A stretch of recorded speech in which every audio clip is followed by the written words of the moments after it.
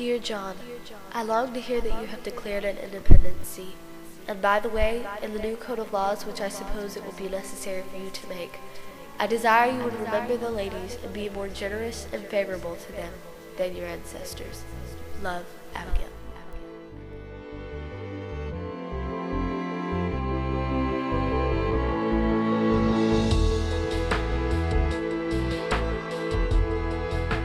Ratification of the 19th Amendment of the United States Constitution in 1920 gave women the right to vote. One of the largest reform movements in American history, it questioned our country's commitment to democracy, highlighted persistent gender and class tensions, and challenged long-existing domestic relationships. In the end, the debate came down to an unlikely state, the southern state of Tennessee, and was decided by a single vote. As far back as Abigail Adams, women had been very gently saying, we need a voice in American affairs. But of course the fact was, her husband John didn't listen to her about women's rights. In the early days of our country, males dominated. Once a woman married, everything she had belonged to her husband.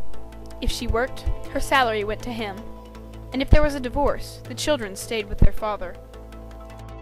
We like to think that the United States is in a leadership position for democracy, for human rights.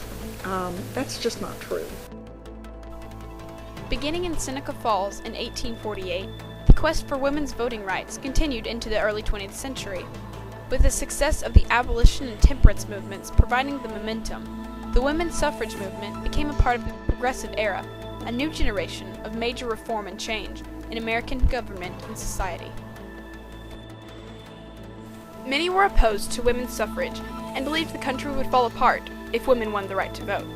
They claimed that women were less intelligent than men, that they would not be able to make sound decisions at the ballot box, and that voting rights for women would destroy the American family. The women's suffrage cause was the most unpopular cause ever before the American people. Awfully unpopular. The men didn't want us to vote. They didn't want to be interfered with in their little setups in politics.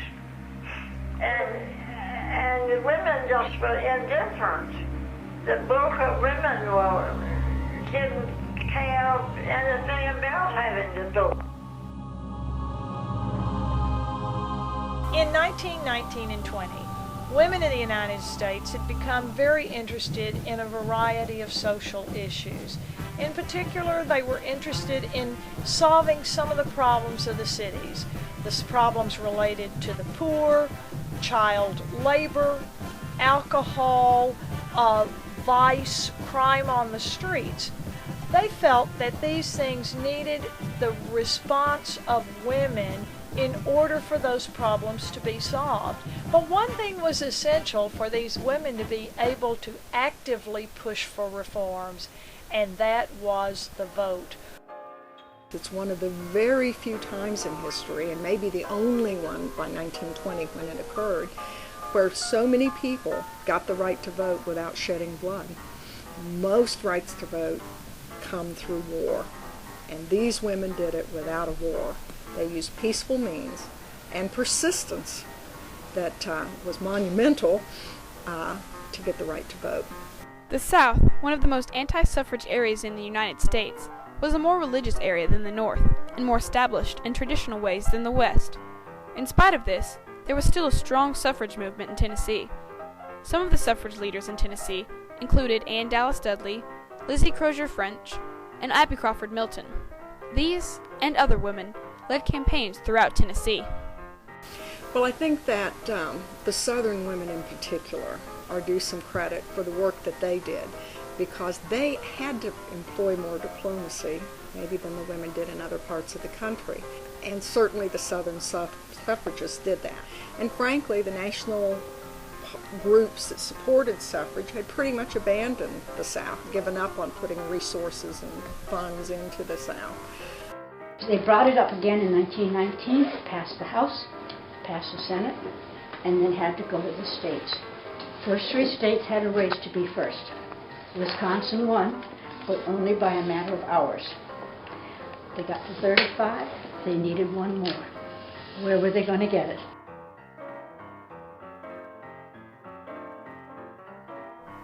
The amendment to the Constitution had to be ratified by 36 of the then 48 states.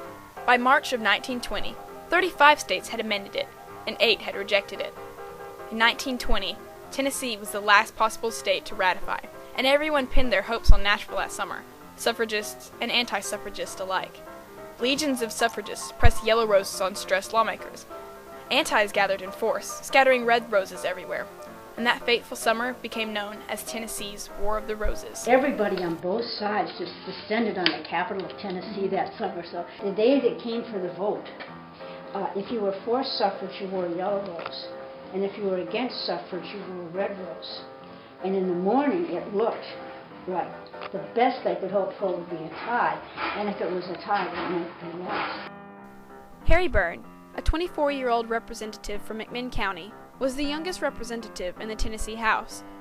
During the heated suffrage debate, he received numerous telegrams and letters from across the state and around the nation, attempting to influence his vote.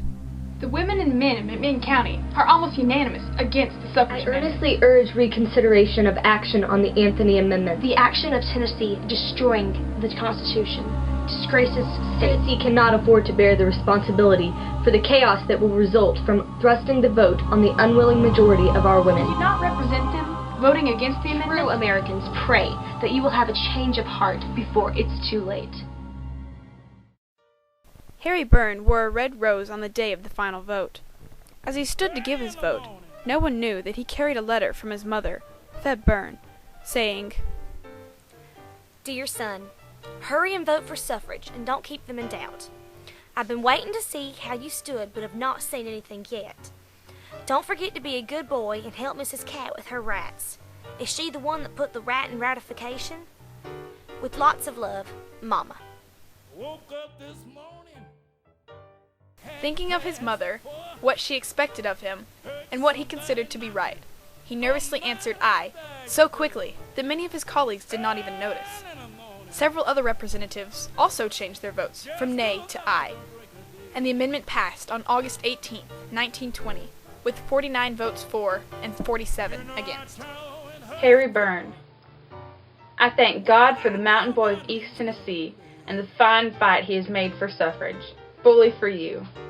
Mrs. R.P. Knight, August 21st, 1920. Many, many countries had given their women the right to vote long before the United States did. Most of the southern states had rejected the 19th Amendment, but the National Women's Party became really strong in Tennessee, particularly in East Tennessee. And I can't help but think that that had a lot of influence over Tennessee, ultimately delivering the most important tie-breaking end of the session vote. It made our country a true democracy. It can be said that the women's suffrage movement, where women gained the right to vote, began with a letter and ended with a letter. The famous letter from Abigail Adams to John Adams, asking him to remember the ladies when he was writing the Constitution, was merely overlooked. Fortunately, Harry Byrne followed the advice given in the letter from his mother, Feb Byrne, ultimately granting American women the right to vote. Harry Byrne's vote, which he said freed 17 million women from political slavery, was largely influenced by a woman, his mother. Harry said, "A mother's advice is always safest for her boy to follow, and my mother wanted me to vote for ratification." As a direct consequence of the War of the Roses, women were able to legally vote in the 1920 elections and every subsequent election.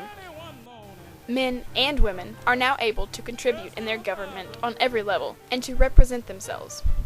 With these great honors come great responsibilities.